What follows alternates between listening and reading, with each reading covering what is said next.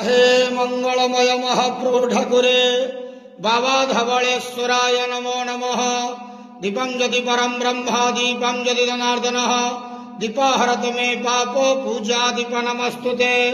हे बाबा धवलेश्वर महाप्रभु संसार सुखी रखंतु।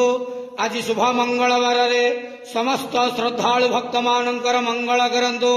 समस्त श्रद्धालु भक्त मानक आश्रीपद करंतु। समस्त श्रद्धालु भक्त मानकर मनस्कामना पूर्ण करंतु। कर्म क्षेत्र उन्नति करंतु। ग्रहरिष्ट खंडन करंतु। जगतर मंगल करंतु। विश्वर कल्याण करंतु। आपणकर नाम प्रकाश करंतु। सेवकर डाक श्रवण करंतु। समस्त गुआवसा भक्त मानकर मनस्कामना पूर्ण करंतु। बाबा धवलेश्वराय नमो नमः। संसार सुखी रखंतु आनंद जवार हरि बोलो। आज शुभ मंगलवार समस्त श्रद्धालु भक्त मानकर मंगल करंतु आनंद जवार हरि।